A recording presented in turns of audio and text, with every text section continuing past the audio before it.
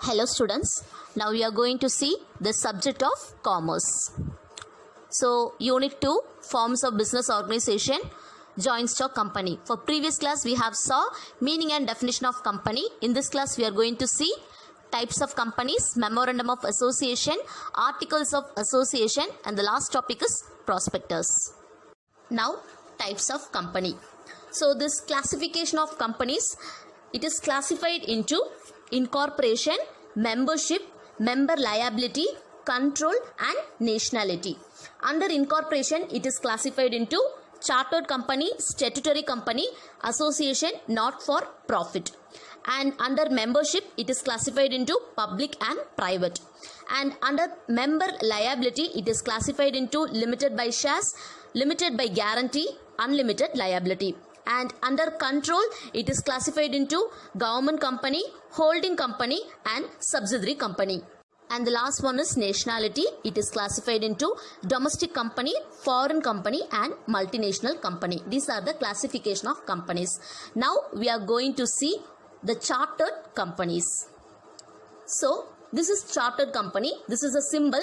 The East India Company is one of the examples for a chartered company, and chartered companies are formed by means of a special charter granted by the head of state, that is a king or queen of the crown. The East India Company and the Chartered Bank of England are the examples of such type of companies. The next one is statutory companies. Here the example is LIC. These companies are incorporated by a special act which is passed by the central or state legislature. So here the Reserve Bank of India, State Bank of India, Industrial Finance Corporation, Unit Trust of India, State Trading Corporation and Life Insurance Corporation are some of the examples of statutory companies. Such companies do not have any memorandum or articles of association. They derive their powers from the acts which constitute them and enjoy certain powers that companies incorporated under the Companies Act have. So this is all about the statutory companies and its examples. The next one is association not for profit. According to Section 8 of the Companies Act of 2013, the central government may by license grant that an association may be registered as a company with a limited liability without using the words limited or private limited as part of its name. The license will be granted only in the case of association not for profit. In other words, the central government will grant the license only if it is satisfied that the association about to be formed as a limited company aims at the promotion of sports, commerce, art, science, religion, charity or any other useful object. And the second point is it intends to apply its profits, if any, for promoting its objects. And the next one is it prohibits the payment of dividend to its members. So these are the things which will come under this. Such companies may be public or private companies and it may or may not have share capital. So these are all about the association not for profit. Thus, chartered company, statutory company and association not for profit will comes under this incorporation. The next one is classification of companies on the basis of membership.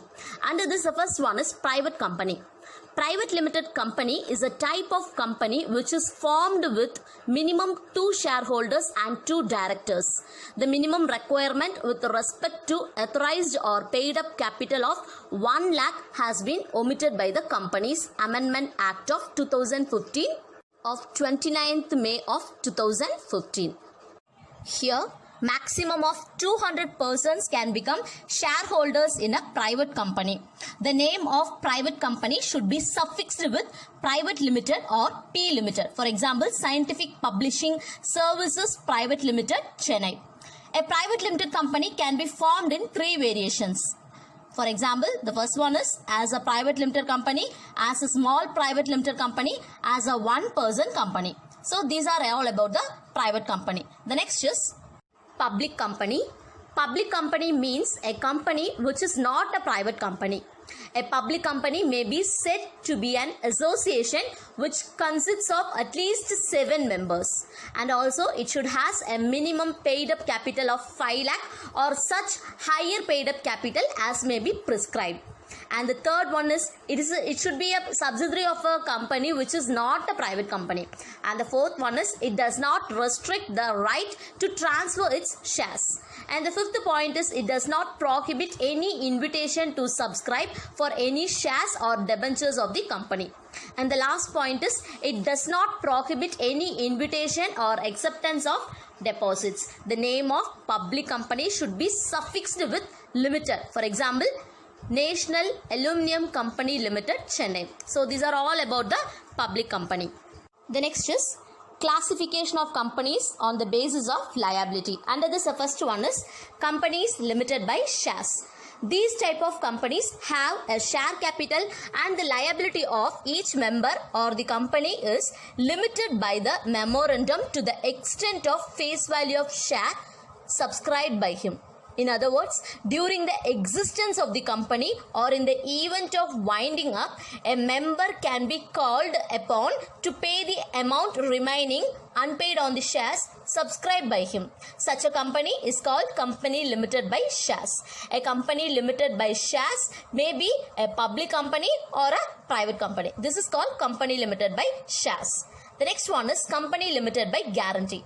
It means a company whose memorandum of association limits the liabilities of its members to the amount as the members may respectively undertake to contribute to the assets of the company in the event of its winding up. This company may or may not have share capital. So this is all about the company limited by guarantee.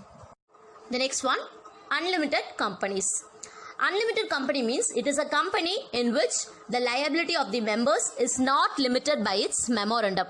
The members of such companies may be required to pay the losses from their personal property because such companies have separate legal entity. Its creditors cannot file a suit against the members directly. So that is called to be as an unlimited company. Next is classification of companies on the basis of control. Under this, the first one is government company. A public enterprise incorporated under the Indian Companies Act of 1956 is called to be as a government company. These companies are owned and managed by the central or state government. According to the Indian Companies Act of 1956, a government company means any company in which not less than 51% of the paid up share capital is held by the state or central government, and it includes a company which is subsidiary of government company. So this is all about the government company. The next one is holding and subsidiary company. Here I have given the example for this holding company. Section 4 of the Companies Act 1956 explains the meaning of the expressions of holding company and subsidiary company. Thus, under the Companies Act, a company would be treated as a holding company of a subsidiary company if it has control of the composition of the board of directors of the other company, even though it may not be a member of the subsidiary company and does not hold any share in it. Such will be the case where the holding company is in a position to control board of directors of its immediate subsidiaries, and through such control all the subsidiaries of each subsidiaries without itself being a member of such subsidiaries. So this is called to be as a holding company and subsidiary company. Now, classification of companies on the basis of nationality. Under this, the first one is domestic companies. It means a company which cannot be termed as foreign company under the provision of the Companies Act should be regarded as a domestic company. And the second one is foreign company. A foreign company means a company which is incorporated in a country outside India under the law of that country. After the establishment of business in India, the following documents must be filed with the Registrar of Companies within 30 days from the date of establishment. Here it is given as a certified copy of the charter or statutes under which the company is incorporated, or the memorandum and articles of the company translated into English. And the second point is the full address of the registered office of the company. And the third one is a list of directors and secretary of the company. And the fourth one is the name and address of any person resident in India who is authorized to accept on behalf of the company service of legal process and any notice served on the company. And the last point is the full address of the company's principal place of business in India. Thus, these are the particulars should be followed by the registrar within 30 days from the date of this establishment. And the next one is multinational company, that is MNC. Here I have given some examples for MNC: Coca-Cola, BMW, Nike, Reebok, Sony, LG and Samsung. So now we can see multinational company meaning. Multinational company means it is a huge industrial organization which operates in more than one country, and also it carries out production, marketing and research activities on international scale in those countries, seeks to maximize profits world over. A domestic company or a foreign company can be a MNC. So under this I have given some examples, that is Microsoft Corporation, then Nokia Corporation, Nestle, Coca-Cola, etc. The next topic is Memorandum of Association.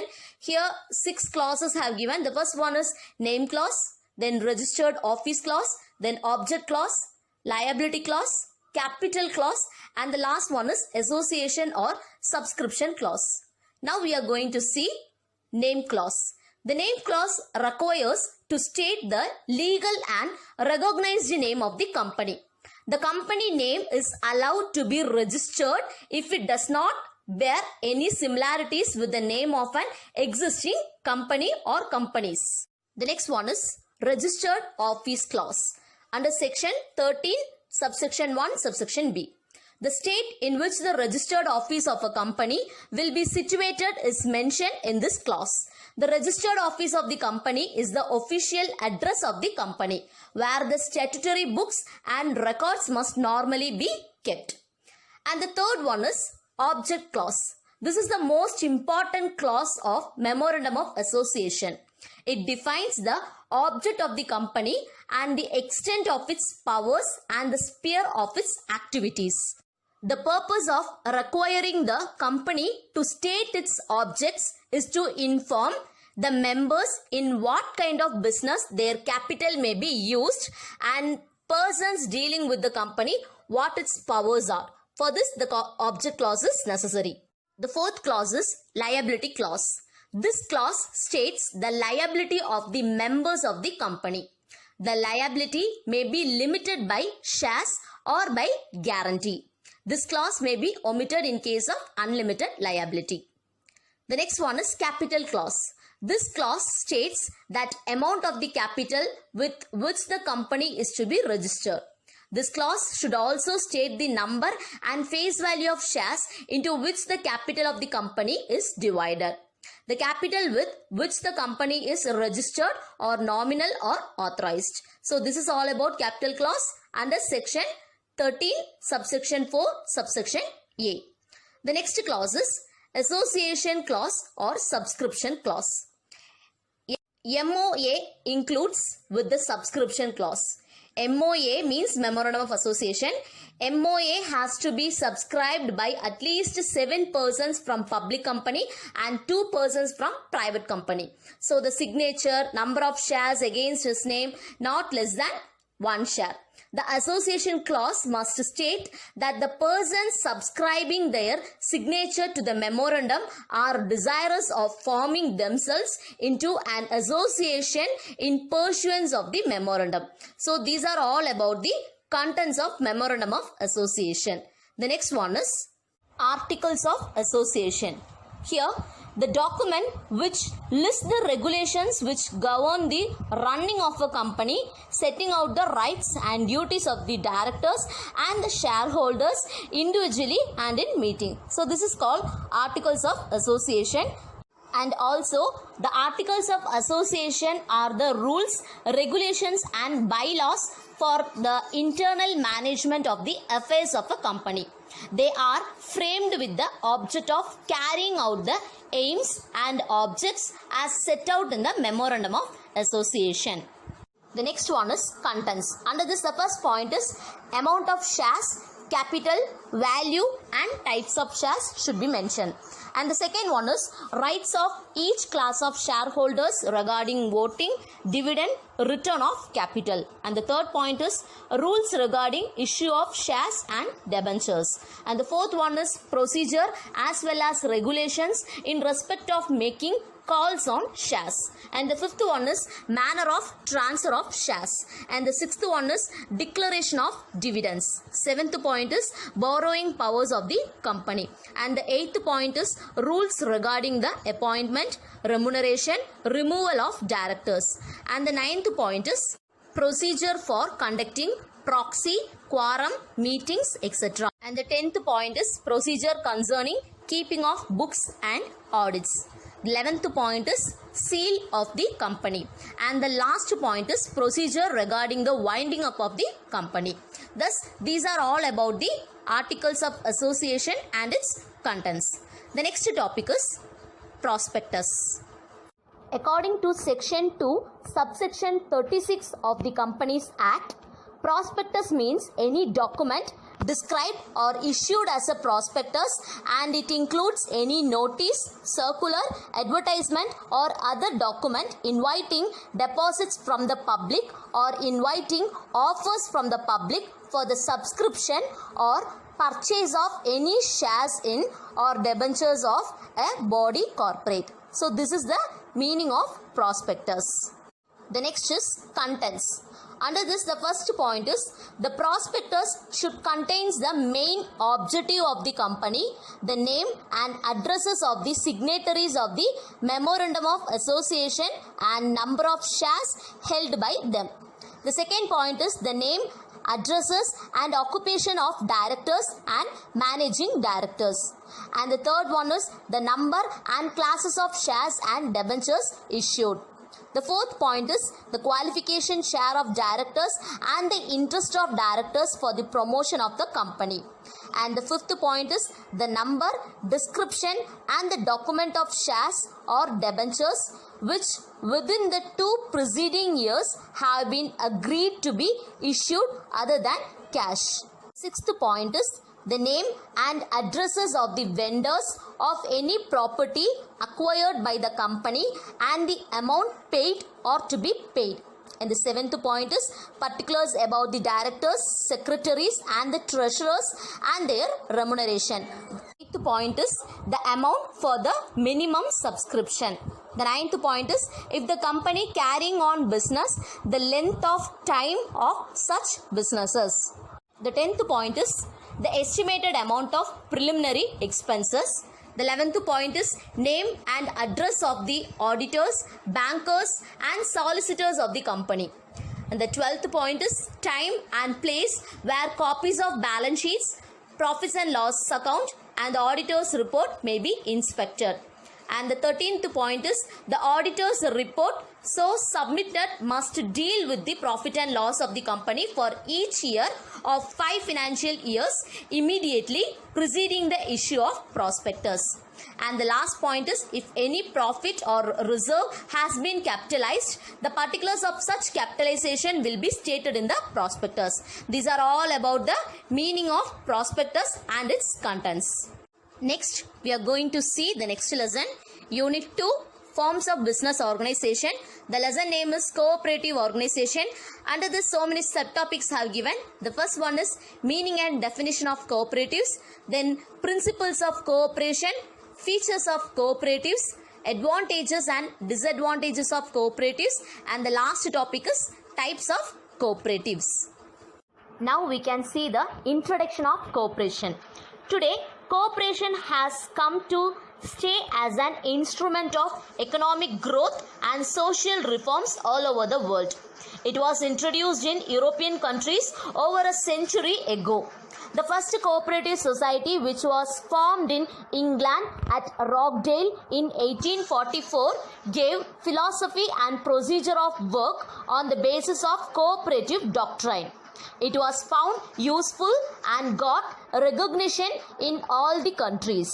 The society consisted of 28 weavers.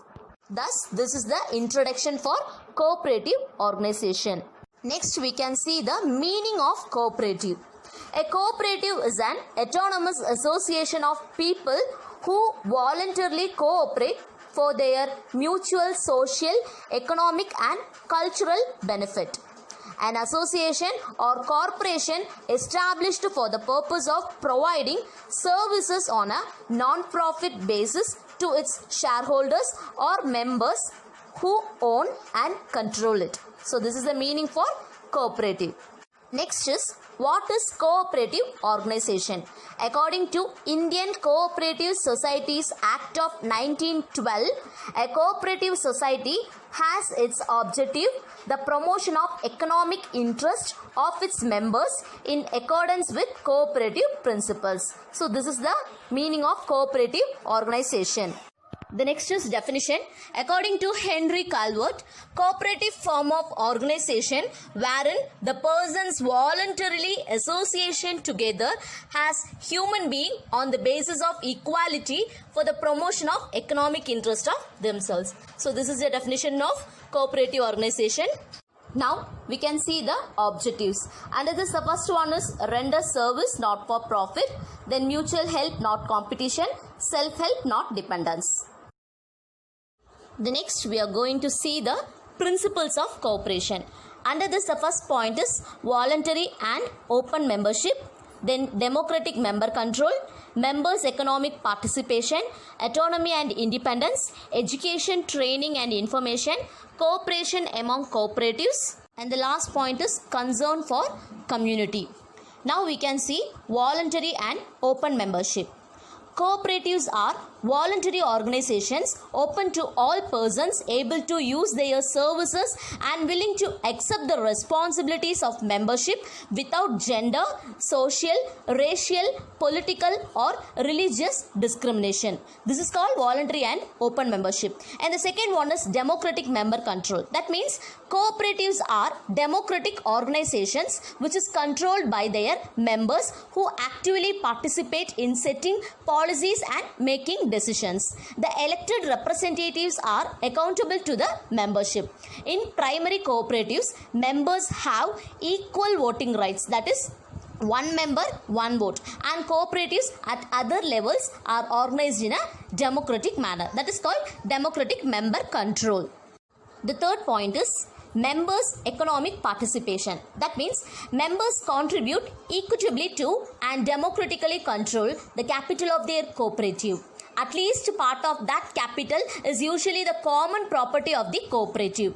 Members usually receive limited compensation, if any, on capital subscribed as a condition of membership. Members allocate surpluses for any or all of the following purposes: developing the cooperative, possibly by setting up reserves, part of which at least would be indivisible, benefiting members in proportion to their transactions with the cooperative, and it support other activities which is approved by the membership. This is called members' economic participation. The fourth point is autonomy and independence. Cooperatives are autonomous, self-help organizations controlled by their members. If they enter into agreements with other organizations, including governments, or raise capital from external sources, they do so on terms that ensure democratic control by their members and they maintain their cooperation autonomy. And the fifth point is education, training and information. Cooperatives provide education and training for their members, elected representatives, managers and employees so that they can contribute effectively to the development of their cooperatives. They inform the general public particularly young people and opinion leaders about the nature and the benefits of cooperation. This is all about education, training and information. The sixth point is cooperation among cooperatives. Cooperatives serve their members most effectively and strengthen the cooperative movement by working together through local, national, regional and international structures. And the last point is concern for community. While focusing on member needs, cooperatives work for the sustainable development of their communities through policies accepted by their members. This is called concern for community. The next topic is features of cooperative society. Under this, the first point is voluntary membership. Any person can become the member of the society and can leave it anytime. Second one is equal rights. Each member of the society has an equal right to vote and ownership. Each shareholder has one vote. And the third point is democracy. The principle of democracy is adopted while making the decisions. The decision of the majority is honored. And the fourth point is honesty. It is a basic principle of this society. Its members should be honest. Selfish people cannot run the business of cooperative society. Fifth point is mutual confidence. The foundation of cooperative society is laid on mutual confidence. Members of the society should trust each other and work like a team. And the sixth point is welfare main objective. Its main objective is to provide goods and services to its members at lower price. And the seventh point is cash payment. Credit team is prohibited and goods are supplied to its members on cash payment. And the eighth point is economy. The members of the society should act upon the principle of economy. They should not misuse capital of the society and always keep in view best interest of the society. This is called economy. And the ninth point is distribution of profit. The profit can be distributed among the members according to their cooperative act. 1/4 of the profit can be kept in reserve. Then 10% of the profit can be used for providing facilities to the members. And the last point is self-service. All the business activities are conducted by the members themselves. All are the owner and all are the consumers. So, self-service rule is employed in the organization. The next topic is advantages and disadvantages of cooperative societies. Under this, the first point is voluntary organization. The membership of a cooperative society is open to all. Any person with common interests can become a member. The membership fee is kept low. At the same time, any member who wants to leave the society is free to do so. There are no entry or exit barriers. And the second advantage is easy formation. Cooperatives can be formed much easily when compared to a company. Any 25 members who have attained majority can join together for forming a cooperative society by observing simple legal formalities. And the third point is democracy. A cooperative society is run on the principle of one man, one vote. It implies that all members have equal rights in managing the affairs of the enterprise. The fourth point is equal distribution of surplus. The surplus generated by the cooperative societies is distributed in an equitable manner among members. Therefore, all the members of the cooperative societies are benefited. Further, the society is also benefited because a sum not exceeding 10% of the surplus can be utilized for promoting the welfare of the locality in which the cooperative is located. And the fifth advantage is limited liability. The liability of the members in a cooperative society is limited to the extent of their capital contribution. They cannot be personally held liable for the debts of the society. And the sixth advantage is separate legal entity. A cooperative society enjoys separate legal entity which is distinct from its members. Therefore, its continuance is no way affected by the death, insanity or insolvency of its members. It enjoys perpetual existence. The seventh point is each for all and all for each. Cooperative societies are formed on the basis of self-help and mutual help. Therefore, members contribute their efforts to promote their common welfare. And the eighth point is greater identity of interest. It operates in a limited geographical area and there is greater identity of interest among members. Members would be interacting with each other. And the ninth point is government support. The government, with a view to promote the growth of cooperative society, extends all support to them. It provides loans at cheap interest rates, provides subsidies, etc. 10th point is elimination of middlemen. Cooperative societies can deal directly with the producers and with the ultimate consumers. Therefore, they are not dependent on middlemen. The 11th point is tax concessions. To promote the cooperative movement and also because of the fact that it is a non-profit enterprise, government provides various exemptions and tax concessions. And the last point is rural credit. Cooperative societies have contributed significantly in freeing villagers from money lenders. Earlier, money lenders used to charge high rates of interest and the earnings of the villagers were spent on payment on interest alone. Cooperatives provide loans at cheaper interest rates and have benefited the rural community. So these are the advantages for cooperative society. Now, disadvantages of cooperative society. Under this first point is limited funds. Cooperative societies have limited membership and are promoted by the weaker sections. The membership fees collected is low. Therefore, the funds available with the cooperatives are limited. The principle of one man, one vote and limited dividends also reduce the enthusiasm of members. And the second disadvantage is over-reliance on government funds. Cooperative societies are not able to raise their own resources. Their sources of financing are limited and they depend on government. Therefore, cooperatives are not able to plan their activities in the right manner. The third disadvantage is imposed by government. In the Western countries, cooperative societies were voluntarily started by the weaker sections. In India, the cooperative movement was initiated and established by the government. Wide participation of people is lacking. Therefore, the benefit of the cooperatives has still not reached many poorer sections. The fourth one is benefit to rural rich. Cooperatives have benefited the rural rich and not the rural poor. The rich people elect themselves to the managing committee and manage the affairs of the cooperatives for their own benefit. The agricultural produce of the small farmers is just sufficient to fulfill the needs of their family.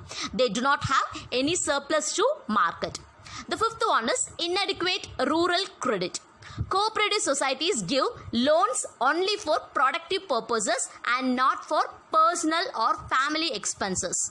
Therefore, the rural poor continue to depend on the moneylenders for meeting expenses of marriage, medical care, social commitments, etc. The next point is lack of managerial skills. Cooperative societies are managed by the managing committee elected by its members. The members of the managing committee may not have the required qualification, skill or experience. Since it has limited financial resources, its ability to compensate its employees is also limited. Lack of managerial skills results in inefficient management. Seventh point is government intervention. Cooperative societies are subject to excessive government regulation which affects their autonomy and flexibility. Adhering to various regulations takes up much of the management's time and effort. And the 8th point is misuse of funds. If the members of the managing committee are corrupt, they can swindle the funds of the cooperative society. Many cooperative society have faced financial troubles and closed down because of corruption and misuse of funds. The 9th point is inefficiencies leading to losses. Cooperative societies operate with limited financial resources. Therefore, they cannot recruit their best talent, acquire latest technology, or adopt modern management practices. They operate in the traditional mold, which may not be suitable in the modern business environment, and therefore suffer losses. And the 10th point is lack of secrecy. Maintenance of business secrets is the key for the competitiveness of any business organization. But business secrets cannot be maintained in cooperatives because all members are aware of the activities of the enterprise. Further, reports and accounts have to be submitted to the registrar of cooperative societies. Therefore, information relating to activities, revenues, members, etc. becomes public knowledge. The 11th point is conflicts among members. Cooperative societies are based on the principles of cooperation and therefore harmony among members is important. But in practice, there might be internal politics, differences of opinions, quarrels, etc. among members which may lead to disputes. And the last point is limited scope. Cooperative societies cannot be introduced in all industries. Their scope is limited to only certain areas of enterprise. Since the funds available are limited and they cannot undertake large-scale operations and is not suitable in industries requiring large investments. So these are all about the disadvantages of cooperative societies. Now assignment. The first question is, what are the principles of cooperatives? What are the principles of cooperatives? Any 5? And second question is, what are the advantages of cooperative society? What are the advantages of cooperative society? Any 5? Thank you.